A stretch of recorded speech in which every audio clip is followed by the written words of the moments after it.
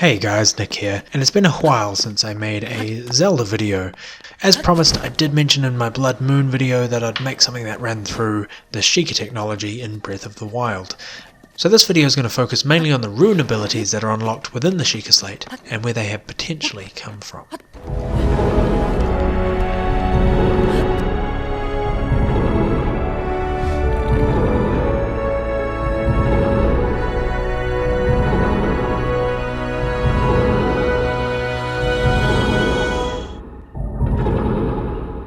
The slate itself is an encyclopedia of sorts, which contains everything that there is to know about in Hyrule, but it works more like a Pokédex, needing to be unlocked and introduced to the subjects of its knowledge in order to reveal the hidden lore behind it. So the rune abilities within the slate, quirky as they are, do not seem to be in line with this default function, unless the runes are simply recordings of abilities that the Sheikah have used before. So with that in mind, we're going to look at the first rune ability, which is the remote bomb.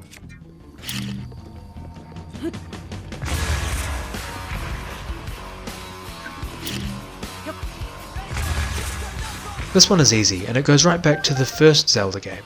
I mean the first one chronologically, not the very first game. I mean they could be.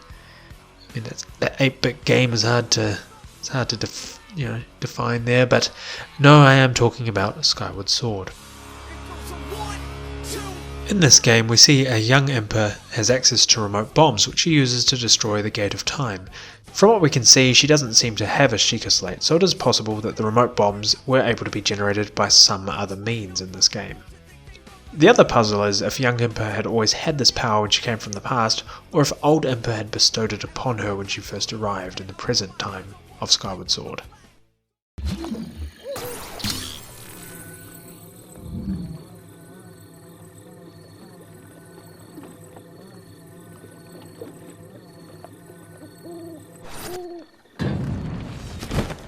Okay, so the next up is Magnesis. It's also an interesting one. We have seen a magnetic powered weapon before, the magnetic gloves from Oracle of Seasons, and also from Four Swords, apparently. I've never played that game. But in Seasons at least, it can be used to pull metal objects towards you, but more commonly it's used to drag Link across gaps or chasms towards a metal post on the other side of the screen, kind of like an invisible hookshot of sorts. There is another weapon in the Zelda lore which possesses a similar ability to this. It is called the Dominion Rod from Twilight Princess. It is used to possess statues within this game, however once they're possessed, the statues maintain a locked distance from you, almost as if they're bound by some sort of magnetic field. This is in contrast with the mechanic from Wind Waker where Link possesses statues in the Tower of the Gods and then can control them independently, which makes me think that the Sheikah adopted this technology of the Dominion Rod. Potentially. Another similarity is how the Dominion Rod and the Magnus Rune both possess the item that they're locked on, in that a yellow orb leaves the device that you're using and then enters the object that you're targeting. Following on from Magnesis is Cryonis.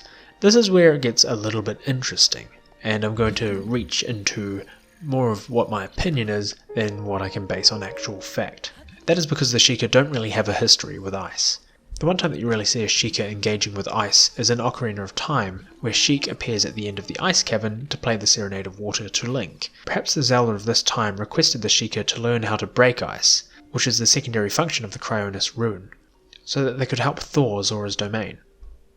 A more sinister theory, however, is that the Sheikah used Cryonis to freeze the domain in order to temper and test Link before going up against the dreaded Water Temple, in a similar way that the shrines are used to test and temper him in Breath of the Wild. It's an interesting thought, but probably not a lot of validity behind it. Okay, moving on to our last piece of technology, Stasis.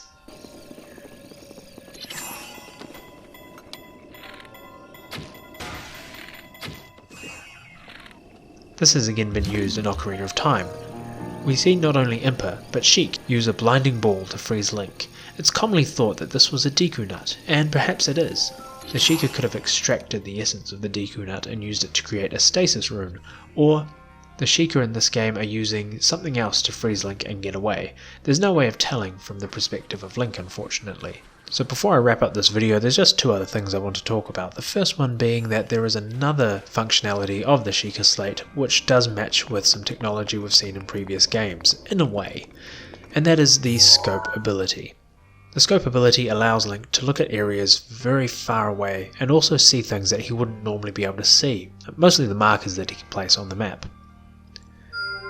This is quite similar to the Eye of Truth, which allows Link in Ocarina of Time and Majora's Mask to see things that aren't there as well, although it doesn't have the ability of the zoom function. It's almost as if they've combined the features of the Eye of Truth with the Hawkeye mask from Twilight Princess, a mask that allows Link to see great distances for better accuracy with his bow. Oh, and where is that mask found, by the way? It is found in Twilight Princess's iteration of Kakariko Village. The second thing I wanted to talk about, and it's kind of in scope with this video, is some concept art that made an appearance in the very first making of The Legend of Zelda Breath of the Wild video, titled The Beginning. In this video, while the creators are talking about breaking the conventions of a Zelda game, you see two very interesting drawings of how Link was going to be depicted in this game. The first one is Link without an arm, looking much older and weathered, but the second image, oh man, look at this. It shows Link modified with Sheikah technology, running on from the last image. Potentially he lost his arm and had to have it replaced, and looking at some of the things that this arm can do, you can see an image of the beetle from Skyward Sword, as well as what appears to be some kind of hook shot or grapple hook. It was potential that they were looking at making Link a totally wounded, useless figure who has to upgrade himself as he goes through the wild, really underlying the whole theme of technology versus wilderness. It would have been a very interesting concept to see in the game, and potentially might come back in a future game. I personally hope it does, because this looks pretty sweet.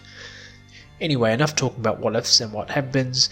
What did you guys think about my analysis of the Sheikah technology? Do you think that there's something I've missed here, or do you think that these are totally new things that have never surfaced in a game before and only have a slight correlation to what we've seen before?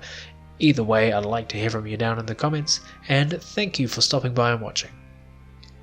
I'll see you guys in the next video. Like, I won't literally see you, that's not how videos work, but I'd appreciate your return for the next one. That would be cool. Here's some other videos to watch in the meantime. Bye!